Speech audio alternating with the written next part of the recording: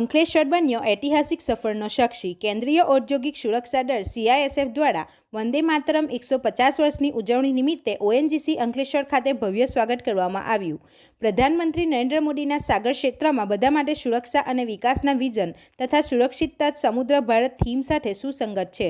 કાર્યક્રમનું આયોજન રાષ્ટ્રીય ગીત વંદે માતરમના 150 વર્ષ પૂર્ણ થવાના ઉજવણીના ભાગરૂપે કરવામાં આવ્યું છે। ઔપચારિક ધ્વજવંદન સાથે પશ્ચિમ કિનારે આવેલી ગુજરાતના લખપતથી CISF સાયકલિંગ ટીમને રવાના કરવામાં આવી હતી।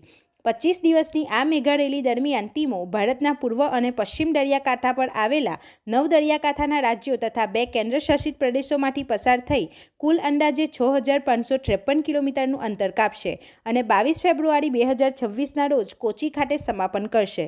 CISF યુનિટ ONGC અંકલેશ્વર ખાતે યોજાયેલા ધ્વજવંદન સમારોહમાં ONGCના એસેટ મેનેજર શ્રી રાજેશ કુમાર, નારી શક્તિ પુરસ્કાર વિજેતા શ્રીમતી ઉષાબેન વસાવા, મામલતદાર શ્રી કરણસિંહ રાજપૂત, SBI અને HDFC બેંકના મેનેજરો, NCC નેવલ અધિકારી, સ્થાનિક સરપંચો, ઉદ્યોગ જગતના પ્રતિનિધિઓ તથા અનેક મહાનુભાવો હાજર રહ્યા હતા। RMPS ઇન્ટરનેશનલ સ્કૂલના NCC વિદ્યાર્થીઓ અને કેન્દ્રીય વિદ્યાલય ONGCના NSS વિદ્યાર્થીઓએ સાયકલ સવારોનું ઉષ્માભેર સ્વાગત કર્યું હતું। આ પ્રસંગે ભરૂચના સાયકલ સવાર જૂથ તથા શ્રીમતી શ્વેતા વ્યાસે પણ પ્રતિકાત્મક સાયકલ રેલીમાં ભાગ લઈને રાષ્ટ્રીય એકતા અને સતર્કતાનો સંદેશ આપ્યો હતો। આ સાયક્લોથોનનું મુખ્ય કેન્દ્રબિંદુ સમુદાય જોડાણ અને મહિલા સશક્તિકરણ છે।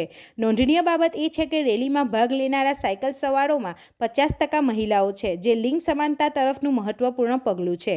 પ્રવાસ દરમિયાન દહેજના લુવાડા ગામમાં સમુદાય સંવાદ, વૃક્ષારોપણ, સ્વચ્છ ભારત અભિયાન, યુવા અને રમતગમત સંવાદ, ભરતી જાગૃતિ, ડ્રગ વિરોધી જાગૃતિ અને સાંસ્કૃતિક કાર્યક્રમોનું આયોજન કરવામાં આવ્યું હતું।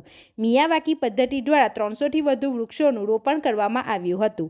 CISF Vande Mataram coastal cyclothon 2026 વિકસિત ભારત 2047ના વિઝન સાથે સંકળાઈને તટીય વિસ્તારોને મજબૂત બનાવવા, નાગરિકોમાં ફિટનેસ, શિસ્ત અને રાષ્ટ્રીય સેવાની ભાવના વિકસાવવા મહત્વપૂર્ણ ભૂમિકા ભજવી રહી છે।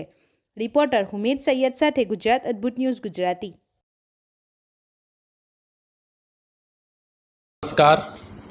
आज इस गरिमामय अवसर पर आप सबों के बीच उपस्थित होकर मुझे अत्यंत गर्व और प्रसन्नता का अनुभव हो रहा है।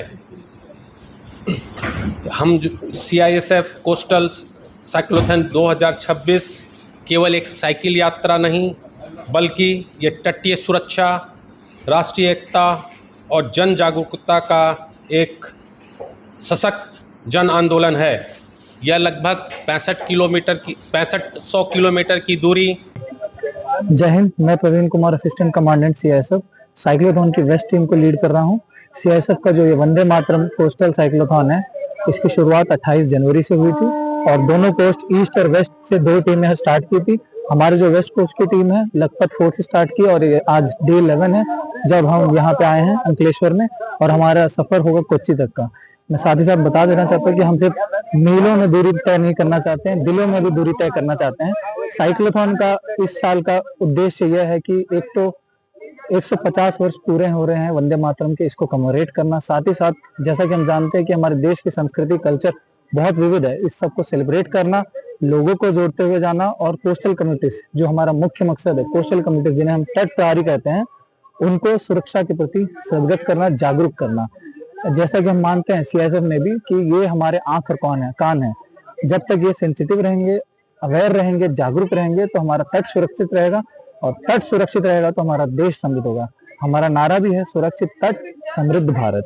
इसी नारे को साथ लेते हुए हमने अपनी जर्नी स्टार्ट की थी और यही नारा हम सबको बताते हुए जा रहे हैं। जय हिंद, जय भारत। CISF साइक्लोथॉन 2026 જેનો મેઇન મકસદ છે સુરક્ષિત તટ સમૃદ્ધ ભારત। વંદે માતરમને 150 વર્ષ પૂરા થયા એ ઉપલક્ષમાં રેલીનું આયોજન કરવામાં આવ્યું છે।